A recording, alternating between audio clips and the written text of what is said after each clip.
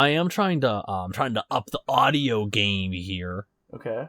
So I was doing some mic testing and stuff. I'm using a different microphone and whatnot right now. Oh, cool. Did you get a new mic? No, this is just one that I've had, but I'm not just doing like a USB mic. Like, I'm going all out. I have one running through an interface and all that other fun stuff. Oh, jeez. Right? That sounds like you could do some pretty crazy, interesting things with it.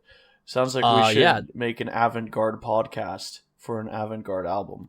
Change the time signature of the podcast right now. I don't even know what to say to that. The podcast is now in 7/4. Shut the fuck up. All right. Wow, you want to jump right into this already? Do you have some vocal effects you could throw on this? I don't currently have it set up to do that though. Put your voice through a guitar amp. No, I have stuff I could do, but I'm not gonna like reset myself up to do that. I'm not gonna like set up a bunch of vocal effects right now. I'm jumping a little ahead here, all the way to what have you been listening to lately. But Jeff, have you ever heard Billy Joel's Rock Band, where it's him on a Hammond organ through a guitar amp? Yeah, like you mean like before he was Billy Joel? Yeah, right? Attila, allegedly one of the worst albums ever. I remember. I was like, until you said it, I could not have told you the name of the band. Yeah, I am aware that that's a thing that existed. I know that I've listened to it, but like I have no real memory of what it sounded like. We're gonna run the podcast through a Hammond organ through a guitar amp. We are not. No, actually, hold on. I need to find a lip balm real quick here. Yeah, that's fine. I don't know where mine went. Jeff's got to blow up his lips. That's not what I said. It's got to get his lip balm.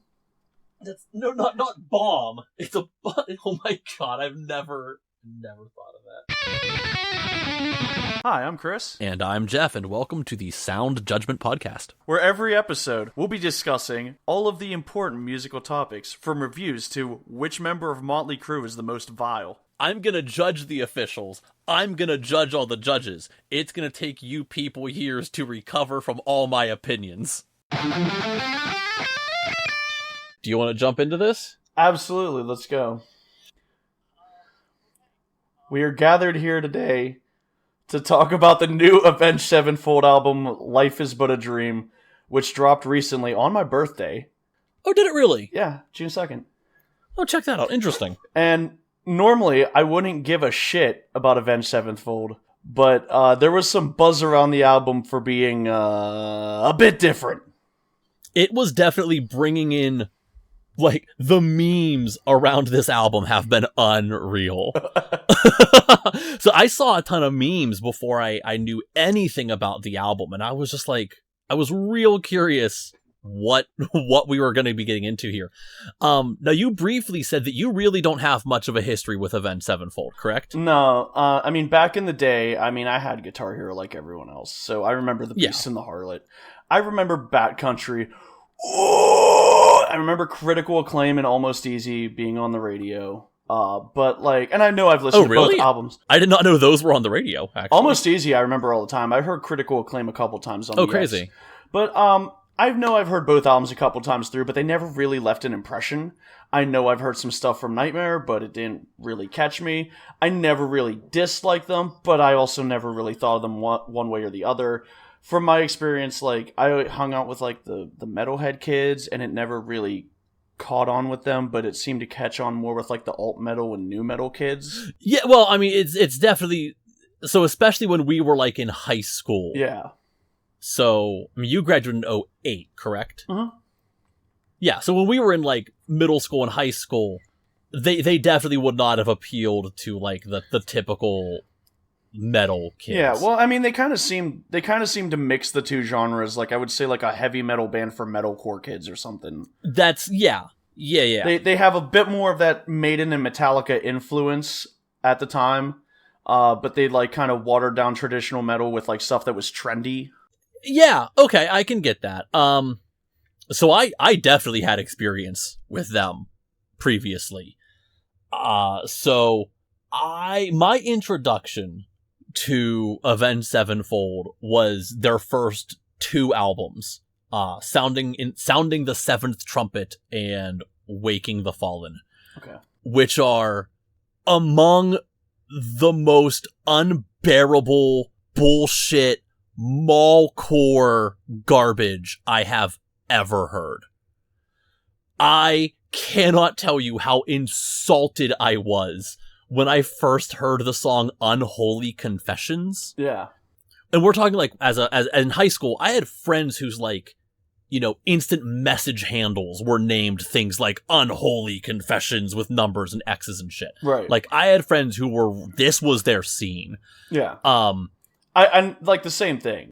I knew people who loved the shit out of early Avenged Sevenfold. Yeah. By the time I was graduated, they only had the first 4 out, but I know people who, you know, love those. Oh, yeah, albums.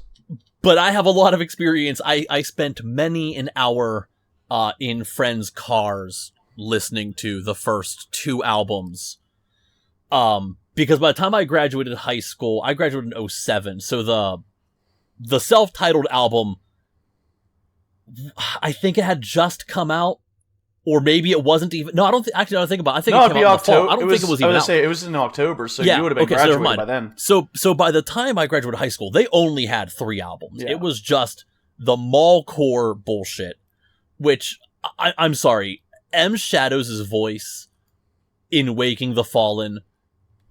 That style of screaming, you know how some people, in fact, I think you're one of the people who says that, like, you can't listen to country because you hate the twangy voice. Yeah. Yeah. The cat puke style screaming is so unbearable to me. I want to just cut off my fucking ears hearing it. Like, hearing the sound is so insulting because otherwise there's some decent stuff musically on both of those albums. Yeah, I mean, I think my biggest complaint with, like, either of those albums, musically, I mean, I'm not a big M. Shadows guy, but it's mostly that, like, if you listen to heavy music before you hear them, you can very easily point to what they're into. Yeah. Oh, yeah, absolutely. It's very derivative. So, I do not know when I first heard City of Evil. Yeah. Because I know it was out for a while when I had, like, first actually had any experience with it because I had already written the band off. Like, I already was just like, no, like, there's no way in hell I'm listening to this. They're just absolutely insufferable. But what I did not know until, and I remember who told me this, I remember the moment where I was like standing we're out in the woods and a friend of mine said, no, you need to listen to this because he learned how to sing. And I'm like, really? And it's true. Like, you can look this up. He actually, like, worked under a man named Ron Anderson, who worked with, like, Axl Rose and Chris Cornell, I think, are the most famous ones. He's, like, a big name vocal coach. I say is. Don't quote me, but I actually think he has since passed away. But big name vocal coach who worked with a lot of guys who had, like, lost their voice or blown their voice and helped them, like, find it again and fix the way they sang.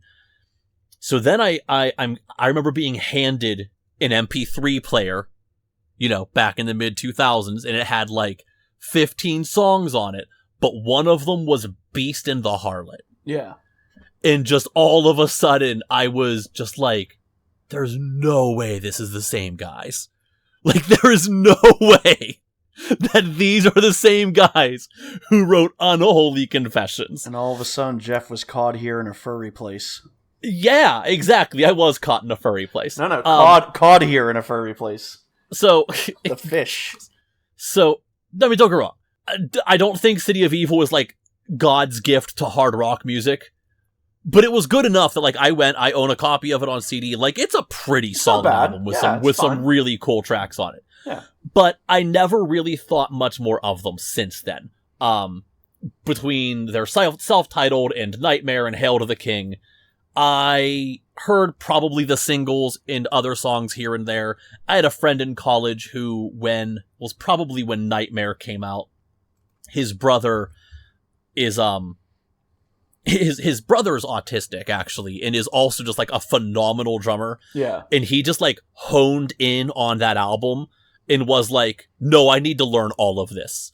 So I'd be hanging out with my buddy, and we would just hear his brother in the basement, like, jamming along to the entire album. And that's probably the only time I listened to Nightmare in its entirety, was hearing my buddy's brother, like, learning to play it in the basement. So cool. Not a whole lot that really stood out to me directly, but, like, none of it was offensive. That's kind of weird, because for some reason I thought you were a fan of the self-titled album. So I'm actually looking at the track listing right now, and off the top of my head, I only know the songs Scream and Dear God by name. Okay. That being said, Dear God is a brilliant song. I love that song. That actually makes sense, because the only reason I thought that is because you recommended I listen to Dear God once. Dear God is a beautiful, brilliant song, and I love it. Oh man, they sure knew how to do ballads. So then, in 2016, The Stage came out, and I heard a lot of talk about it being theatery and experimental and interesting and progressive, and I've literally never listened to a single track off of it for some reason. I realized that while doing this, it was on my, like, to-do list, and it just totally slipped me by. I've never heard a song off of it as far as I'm aware. Well, once again, here we are dealing with metalheads finding, or at least rock people finding theater music. Yeah, exactly. Although I would say Life is But a Dream has definitely caused more controversy. It's caused a bit of a stir. This is another one of those albums that is just super polarizing. You know, yeah. you either it's like you're not allowed to just think it's okay. You either have to think it is the worst thing they have ever done, it's one of the worst albums you've ever heard, or you have to think it's like 10/10, album of the decade, best thing they could ever do, music has peaked. Like, it's almost like you're not allowed to have any opinion in between. Well, I guess the idea is that Avenged Sevenfold either did, like, a shitload of drugs or licked toads or something.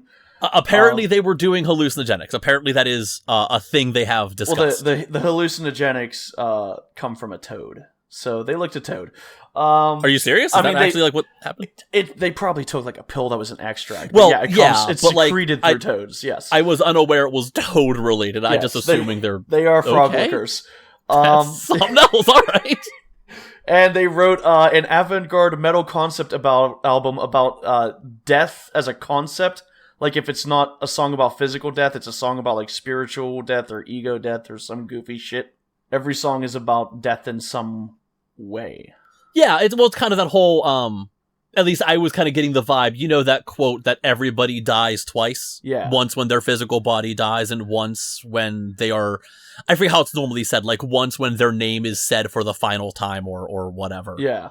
Yeah, there's a lot of that. There's a lot of, like, existential dread surrounding death on this album. Yeah. But that being said, it doesn't sound like it's not a depressing album necessarily. Not always. I mean, there was that time he said, "Here I am hanging from my family tree." Well, okay, yeah, there's moments, but, like, it's not... I'm not listening to this and thinking, like, 90s Korn levels of just, like, flat out depressing, right? Right. Chris, I don't know where to start.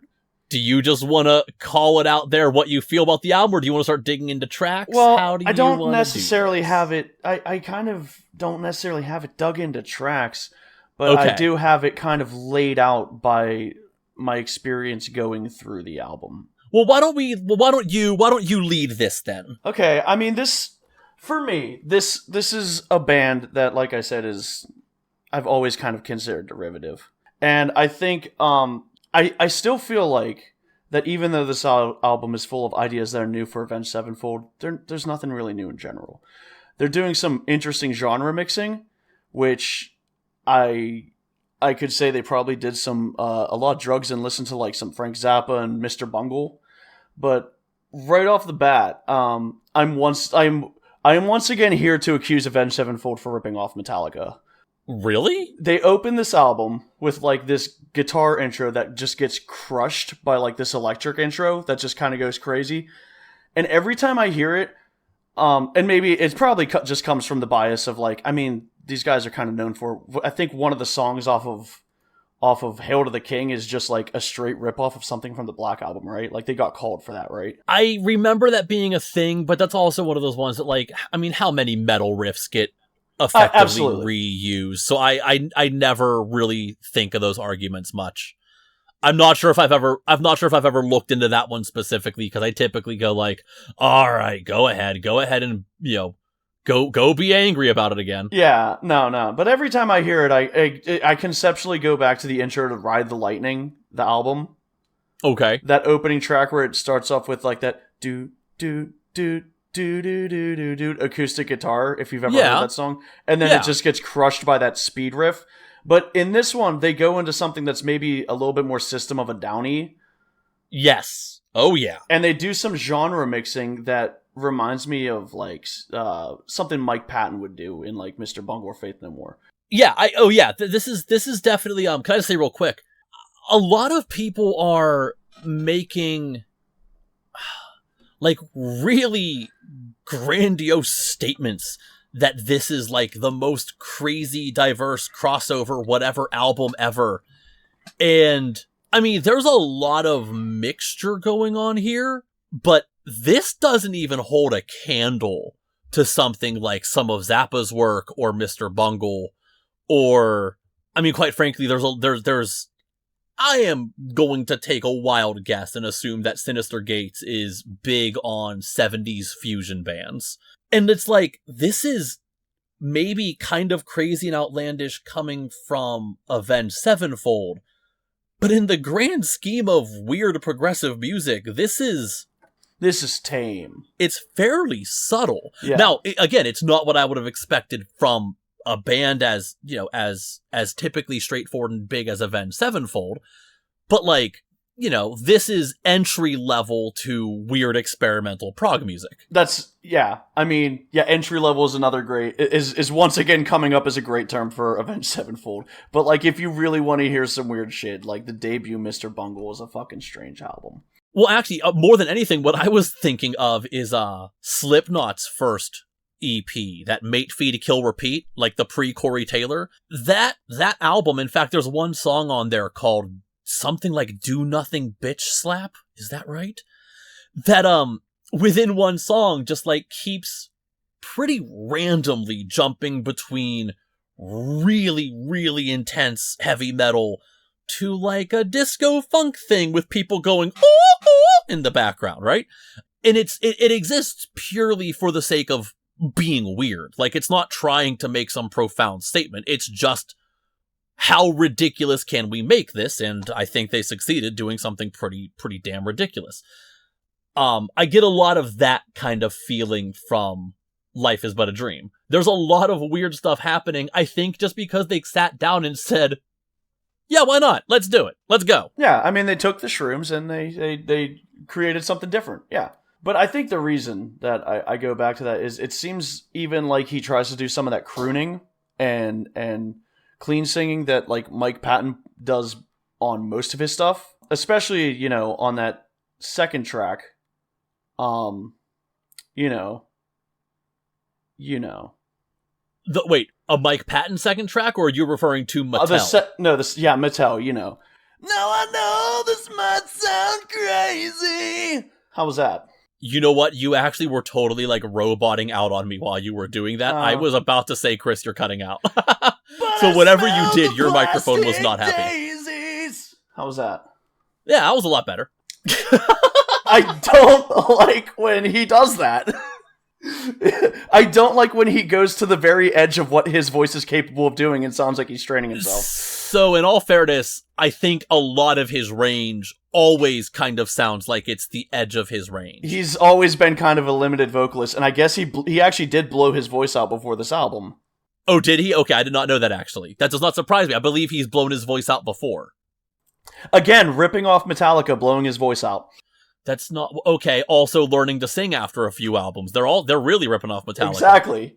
M. Shadows might be the weak link in the band, Jeff. Oh, I think without a doubt he is. I don't really think that's up for debate. And I just think he does a lot of stuff on this that his voice isn't fit for. But there's other places where I think when it's heavy, his voice works as well as it does with any other Avenged Sevenfold song. But like, I don't know. Sometimes he tries to get a little creative, and I'm like, get back in your box.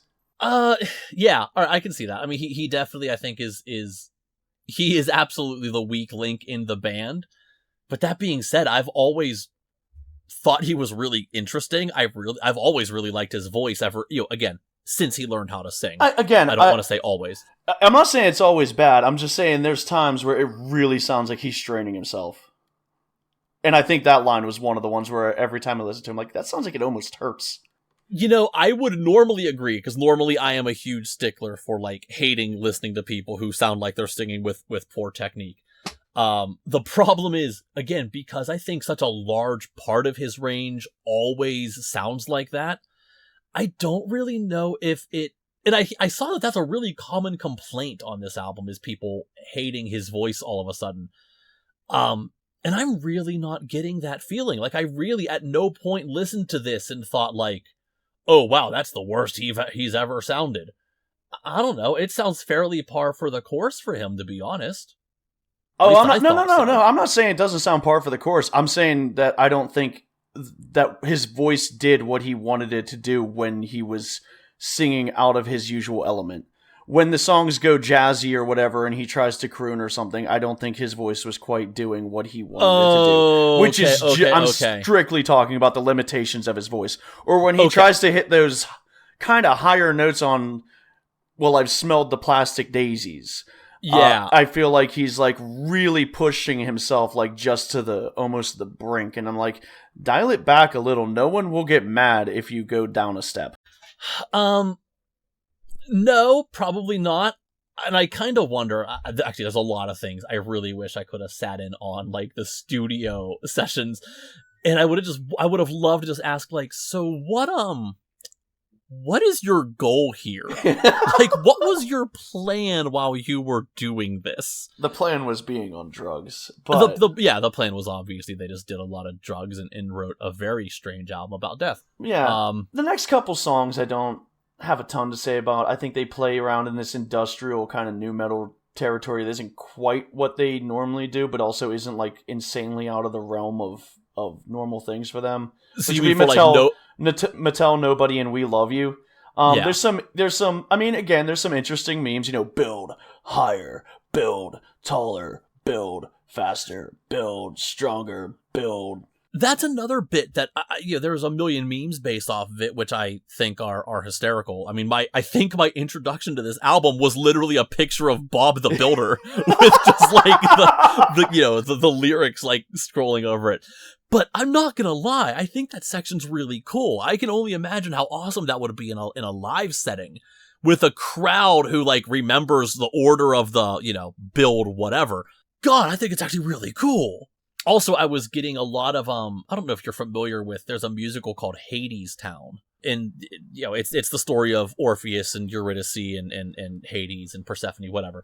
So, Hades' character in Hades Town, he obviously is like Lord of the Underworld, and the people who live in the Underworld in this take on it, they're building a wall. Yeah, I love that album, The Wall. Yeah, no, they're building a wall, and there's a whole track that's just Hades saying, like, why do we build the wall? And then there's like a chorus comes back and says like, we build the wall because it keeps us free. And it's this weird chanting back and forth thing. And I was getting major Hades Town vibes with the whole build thing.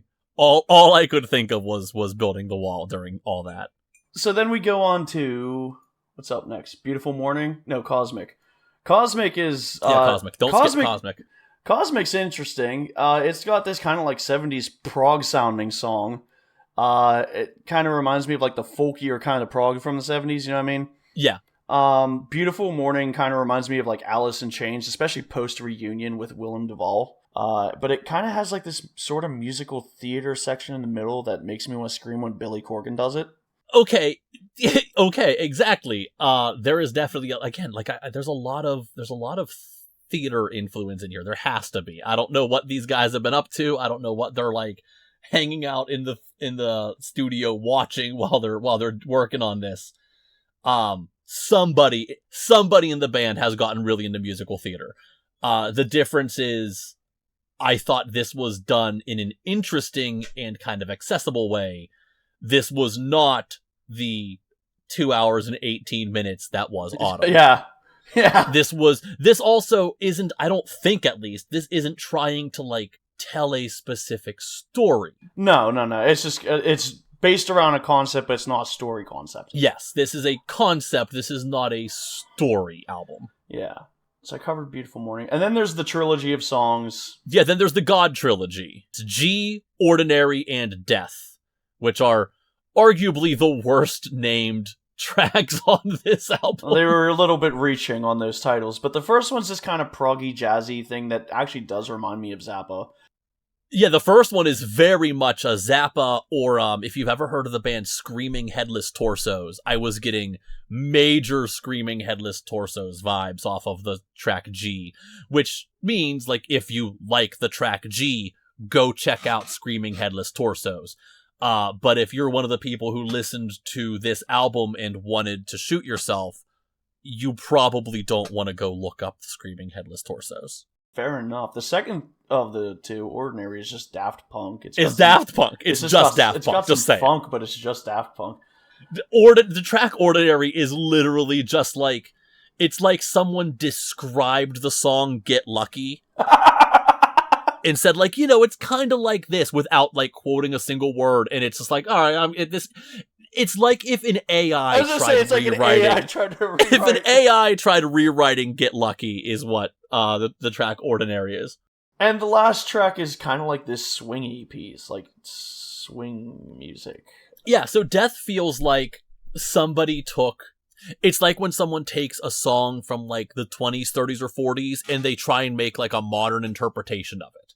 But it's kind of done in that, like, pseudo-creepy, fucked up, like, we're gonna redo this song to make it part of a soundtrack for a horror movie. Yeah. It has that feel to it.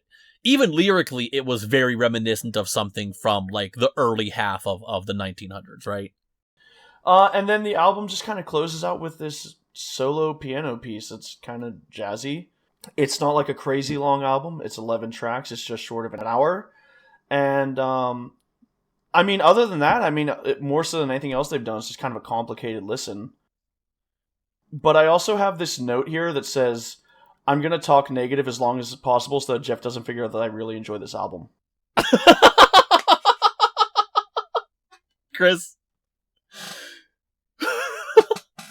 if you could have told 15-year-old me, right, flashback to me being 15, right, I'm in the back seat of my friend's car, and we're driving down Route 22, blasting Wake the Fallen.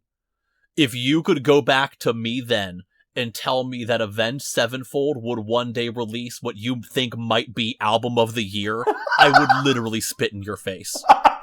This is genuinely one of the coolest albums I've listened to in a long time. I actually really liked it. Sometimes there are some ideas I don't necessarily think works, but so much of it I think is so fucking cool that I really liked it. I mean, this is, like, I'm not kidding. This is contender for Album of the Year. This Incredible. is a wild ride, and I loved almost all of it. It has a couple moments that I don't think are great. It has a couple lyrics. I wasn't really buying the lyrics about all the, in Mattel, all the being plastic. All I could think of was, like, is he trying to, like, describe life as if he's, like, a Lego person? Because, like, the whole time, that's what I'm picturing, is, like, Lego Man M Shadows. I am about to give some serious misinformation, but please correct me in the comments because engagement is good for the algorithm. The only singles that were made for this album were Nobody and We Love You. At one point, I claimed that there is a music video for Mattel, but I go on to describe the music video for Nobody. This is probably due to the part in the music video where he literally picks plastic daisies. And I stand by that part of the music video referencing the song Mattel. So there. So did you watch any of the music videos or anything?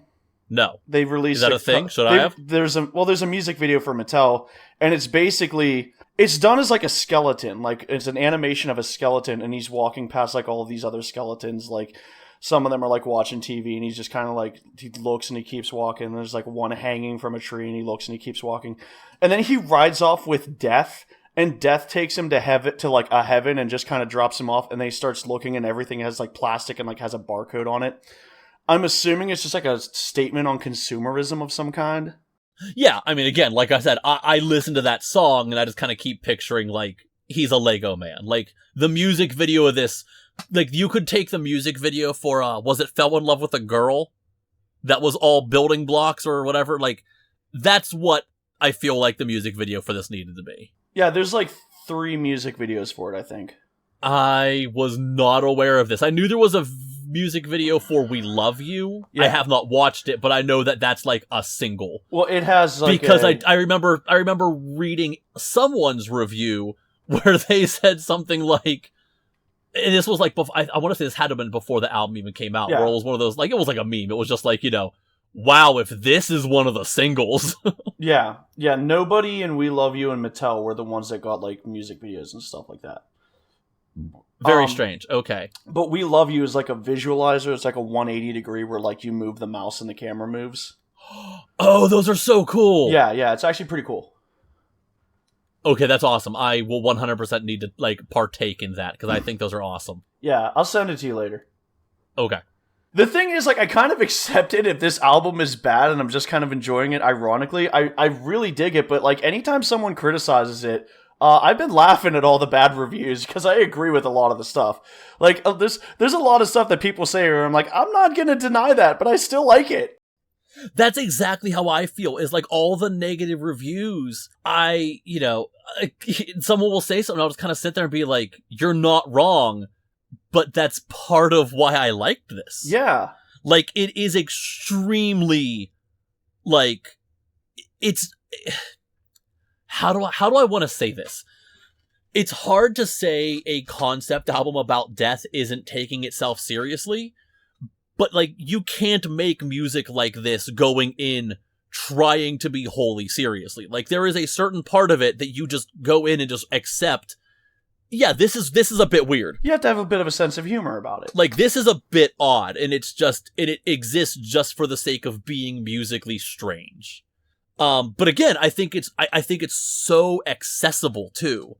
Like this is like, it really is like great intro. If someone wants to get into, like interesting, crazy, progressive fusion music that doesn't suck, like I think this is a really interesting and really great gateway to that. It's a good starting point. Like, right? I mean, yeah, don't start with In the Court of the Crimson King. You can pretend that's not real, and you can just start here. So anyways, even though I don't think that they're doing anything that I've necessarily never heard before, it's the fact that they're writing outside of their own usual box. That a band on this level, like, doesn't have to do, that I think is so cool. Because they could put out the same shit, and they have a built-in fan base that'll eat it up. They absolutely could. They don't need to go outside of their comfort zone, and they did, and that's, in and of itself, commendable. Yeah. On top of that, this is, even if I thought this album was shit, this is the most entertaining and different thing I've ever heard from Avenged Sevenfold. Oh, yeah, I mean, without a doubt. Without a doubt. It is, and I have not gone back to look. I have not gone back to listen to the album, The Stage. I am curious now, because I want to know more about the transition. I want to see more of how they got here. Because, again, knowing some singles and the album City of Evil, this really feels like it comes out of nowhere, and I know that The Stage is going to be like the missing link in between. That being said, The Stage is also from like 7 or 8 years ago or something. Well, okay, in fairness, they actually, I guess, recorded a lot of this album pre-pandemic, and then the pandemic slowed the whole thing down because they knew they wanted to tour for it.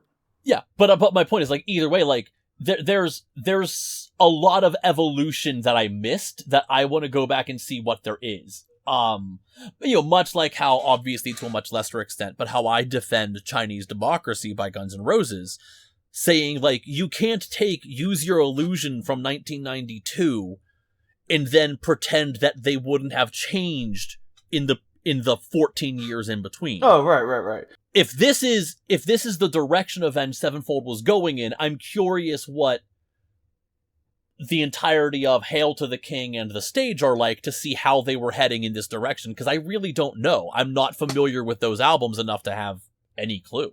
I actually kind of might check out The Stage later, but Yeah, I mean, I'm just saying, like, without the pandemic, there may have been a 3 or 4 year difference, which isn't quite as crazy, you know? Okay, yeah, no, absolutely understandable. But, yeah, I agree. Like, this is different enough in terms of their writing without getting into, like, the wanky weirdness that loses some people, right? Yeah, like this is definitely not as again, this is a good gateway because this is not as pretentious as I think a lot of the music that influenced it. I bet some of these guys have in rotation a lot of albums that are much more much more avant-garde. Yeah. That I think this is easier to get into than probably a lot of what they're listening This is to. a great radio version of it. This is like if someone decided to take prog music and make it somehow radio friendly. Yeah, I mean, quite frankly, I'd be mad if Avenged Sevenfold went full Zappa. I don't think I'd want that. I don't think I want that, but what I do want is years ago, Sinister Gates was tossing around the idea of recording a gypsy jazz album, and I'm really mad that that has not happened yet. I want the Sinister Gates gypsy jazz album. It's, you know, it could be coming at any time. We never know. I honestly don't think it's going to happen, but you never know. I will keep my fingers crossed for the day. One thing I thought was interesting is that there were a lot of times I'm listening to this and I'm going, man, they're doing some really interesting stuff with keyboards, and then I found out there's only like 3 songs with keyboards at all on them. Everything that they did was done through guitar pedals to emulate just keyboard sounds. weird effects and whatever. Yeah. Well, okay, hold on though. There is a Mellotron.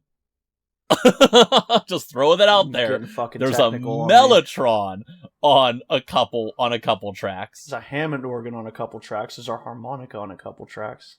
Yeah. But what I'm saying is that not a lot of this album was like synthesized or it's a lot less synthesizer than you probably think it is. Yeah, it's a lot more live in the studio than you might think, I suppose, is the point. Although, I mean, obviously there is a lot of weird editing and effects going on. Yeah. It's just not what you think it is on a first listen. Right. What'd you think of the production?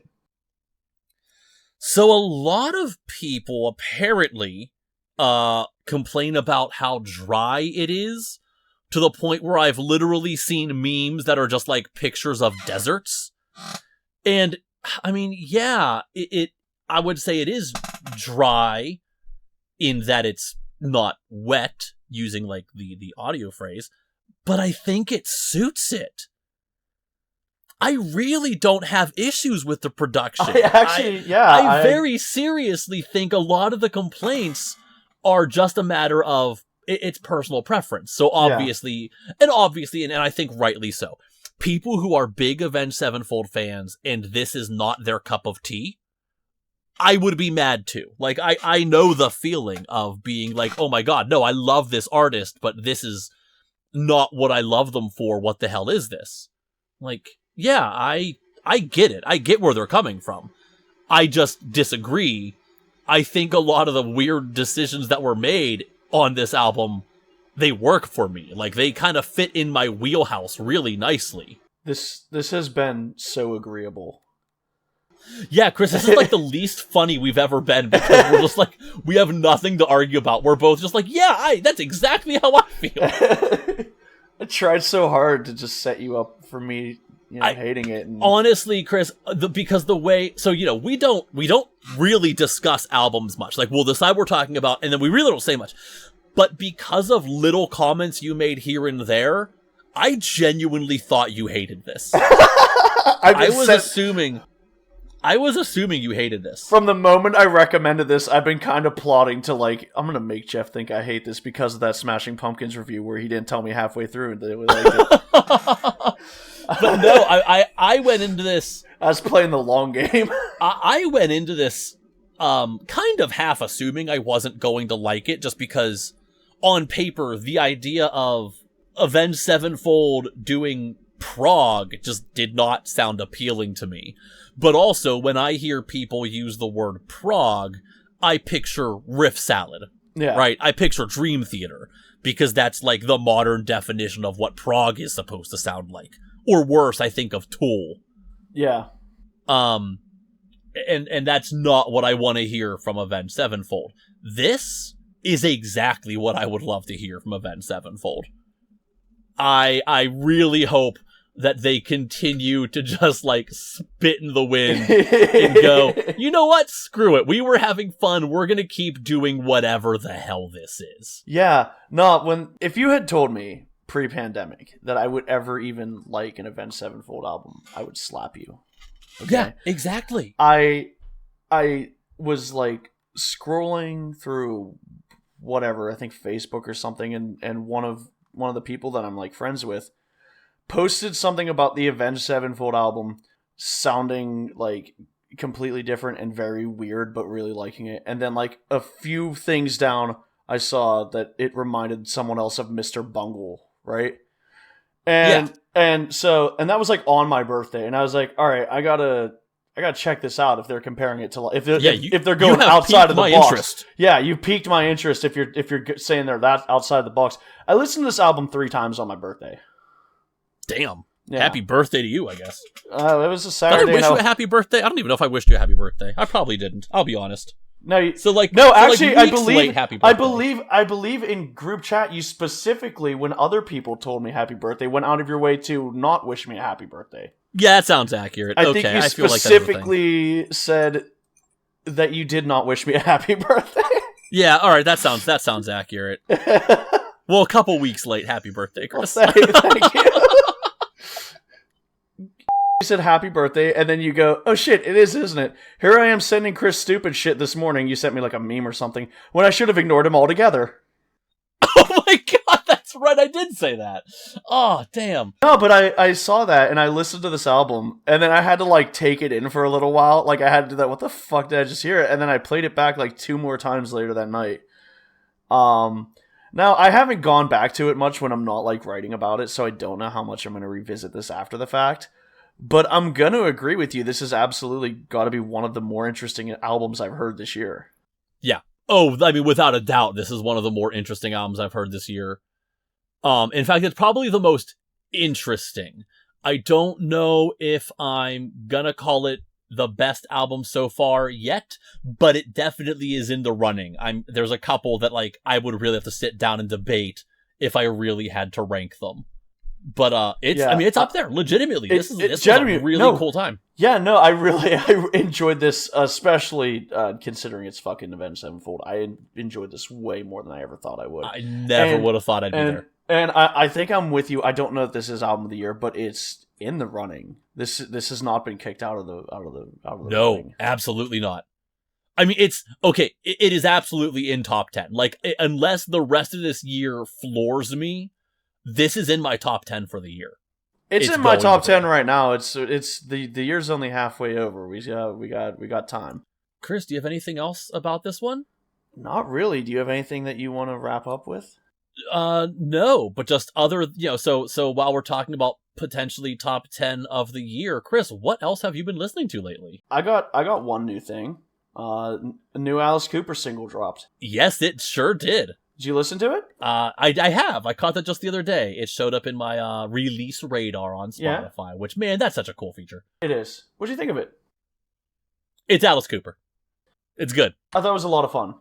It's a good time. It's exactly what I want that man to still be doing. I'm pleased because I thought the last album was slightly disappointing. And this sounds like it's going to be a lot more fun. Last time sounded like he had an idea that he wanted to run with, but the individual songs didn't feel very inspired. Like he was doing like a back to Detroit like raw sound, like he wanted to do like MC5 and Stooges because that's where he came from. But I thought like the overall songwriting wasn't as good as Paranormal, the album before it. Okay, yeah. This one's a little bit more fun, and he's actually got, like, the touring band on the tracks in the writing process, so, like, Nita Strauss was involved and stuff like that. Okay. So I'm actually interested to see where this album goes with that in mind. Do we know, is there a release date? Do you know? There is, but I need to look it up. Okay, that's fine. I was just wondering if you happen to know. I think it's called The Road. August 25th. Okay. Cool, not super far away then. We got about 2 months. No, other than that, I've been listening to some hardcore punk, which is maybe one of your least favorite brands of punk. You don't really like a lot of that stuff. So hardcore, there's a few different hardcores, so it depends on what. Fine, 80s hardcore, Black Flag, late Danzig. Okay, I'll say, so then you need to get into where? Like, are we talking, like, DC? Are we talking New York? Are we talking LA? Like, they're very different scenes. Dead Kennedys. Okay, so Dead Kennedys are fantastic. Black Flag. Black Flag is alright. I was never a huge Black Flag fan. I know you're not a fan of Danzig Misfits. No, absolutely not. And one that I've never gone deep into before is Bad Brains. Oh, Bad Brains is cool. Yeah. Yeah, see, I dig them. I'm digging the ska and metal being thrown into it. I like it. Yeah.